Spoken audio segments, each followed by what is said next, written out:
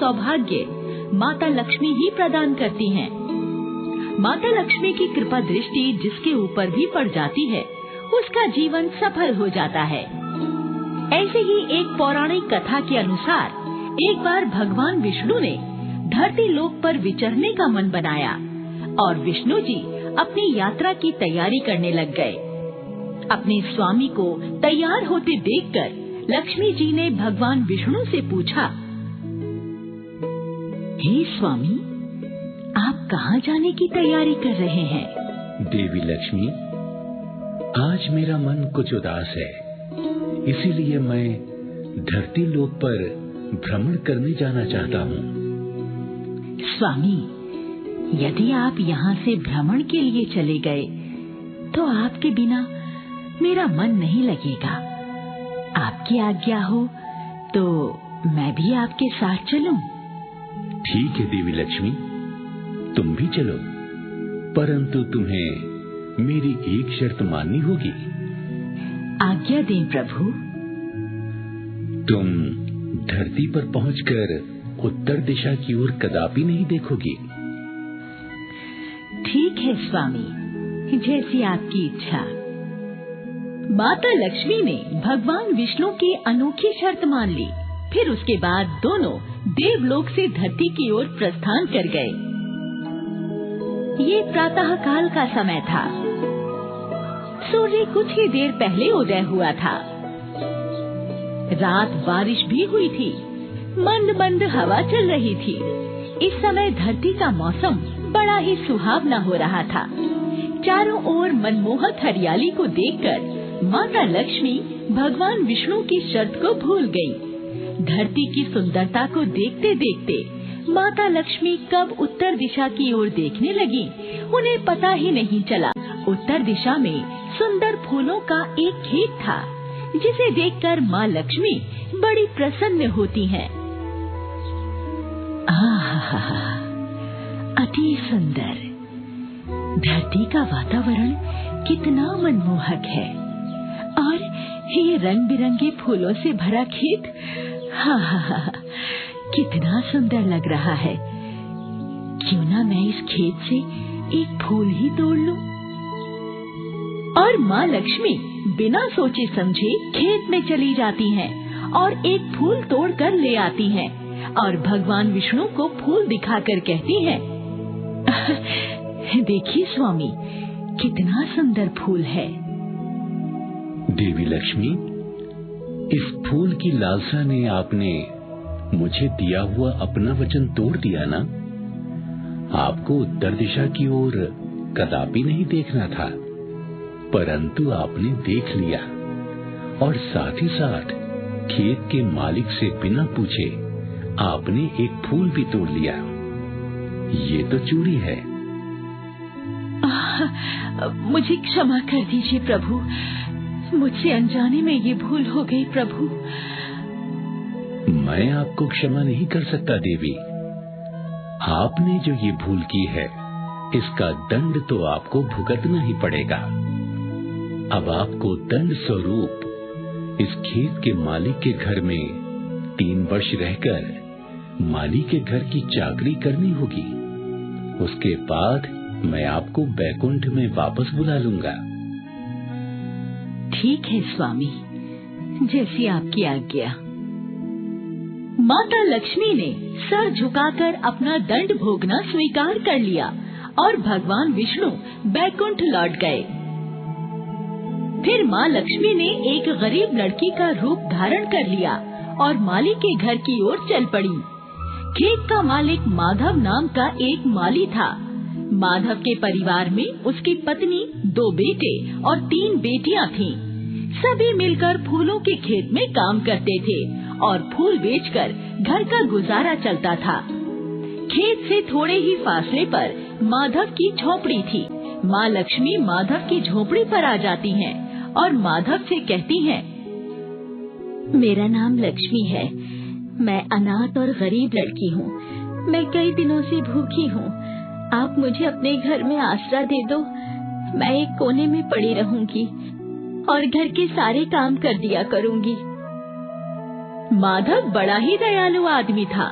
लड़की रूपी माँ लक्ष्मी पर माधव को दया आ जाती है और माधव लड़की से कहता है, बिटिया, मैं तो बहुत ही गरीब माली हूँ। मेरी कमाई बहुत थोड़ी है, जिससे मेरे घर का खर्च बहुत मुश्किल से चलता है। हम रूखा सूखा खाकर गुजारा कर लेते हैं। यदि तुम भी रूखा सूखा खा सको तो फिर तुम मेरे घर में रह सकती हो। बाबा, आपने मुझ अनाथ पर दया करके मुझे आश्रय दिया। आपका बहुत बहुत धन्यवाद। और फिर माँ लक्ष्मी माधव के घर में ही रहने लगती हैं। माँ लक्ष्मी घर की साफ सफाई भी करती, बर्तन भी मांजती और कपड़े भी धोकर सुखाती। माधव की पत्नी भी माँ लक्ष्मी के काम से खुश होती थी। माँ लक्ष्मी के आ जाने से माधव के काम और कमाई में भी आश्चर्यजनक ढंग से बढ़ोतरी हो गई थी और माधव एक गाय भी खरीद लाया था। तो माधव की पत्नी कहती है, अरे वाह, आप तो गाय भी खरीद लाए। ये तो बहुत अच्छा हो गया। अब हमारे सारे बच्चे और हम दूध दही खा पाएंगे। अरे ये तो सब माता लक्ष्मी की कृपा हुई है। आजकल मेरे फूलों का काम काफी बढ़िया चल रहा है। माता लक्ष्मी माधव की बात सुनकर मन में सोचती है, माधव, मैंने कोई चमत्कार नहीं किया। ये सब तुम्हारी मानवता और दयालु स्वभाव का फल है जो तुम्हें प्राप्त हो रहा है। तुमने खुद गरीब होते हुए भी मुझे गरीब लड़की मानकर अपने घर में शरण दी। तुम महान हो माधव।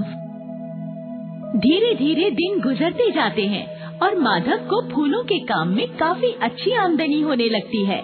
माधव कुछ खेत और खरीद लेता है और अपने घर को पक्का बनवा लेता है।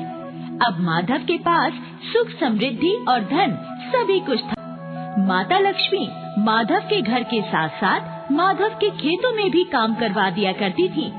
एक दिन की बात है, माधव की पत्नी फूलों के खेत में काम करते करते थक कर बैठ जाती है। तो माँ लक्ष्मी वहाँ आकर कहती है, माई, आप थक गई हैं, मैं आपके पाँव दबा दूं, आपकी थकान दूर हो जाएगी। तू कितनी प्यारी है लक्ष्मी, मेरा कितना ख्याल रखती है तू। और माधव की पत्नी लेट जाती है। माँ लक्ष्मी उसके पाँव दबाने लगती हैं। इसी प्रकार कुछ महीने और गुजर जाते हैं। एक दिन की बात है, माधव अपने घर में बैठा हुआ कुछ सोच रहा था। तभी उसकी पत्नी आकर पूछती है, क्या बात है जी, किस सोच में खोए हुए हो? अरे भाग्यवान, मैं सोच रहा हूँ, पहले हम सब मिलकर अपने खेत में कमर तोड़ मेहनत किया करते थे, फिर भी 2 जून की रोटी ढंग से नहीं मिल पाती थी।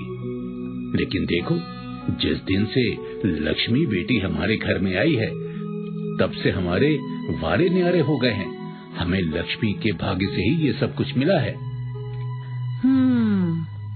आप ठीक सोच रहे हो जी। ये लक्ष्मी बड़ी प्रतिभावान और भाग्यशाली है।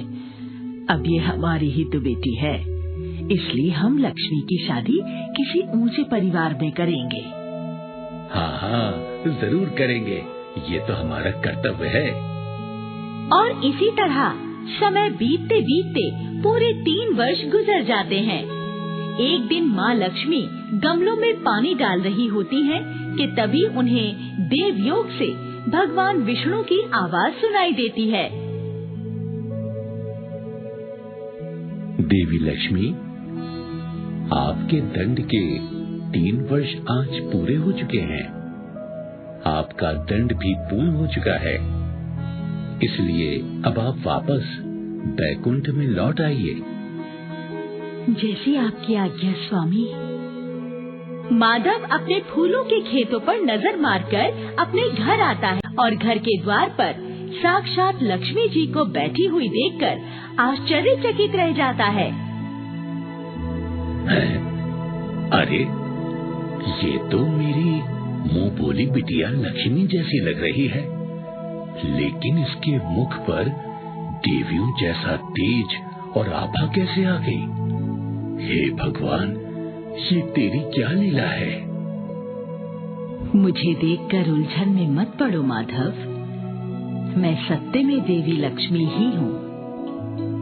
तभी अंदर से माधव की पत्नी और बच्चे भी बाहर आ जाते हैं और वो भी लक्ष्मी जी को साक्षात रूप में देखकर हैरान रह जाते हैं। माधव हाथ जोड़कर कहने लगता है, हे माता लक्ष्मी, हम आपको कभी पहचान नहीं पाए।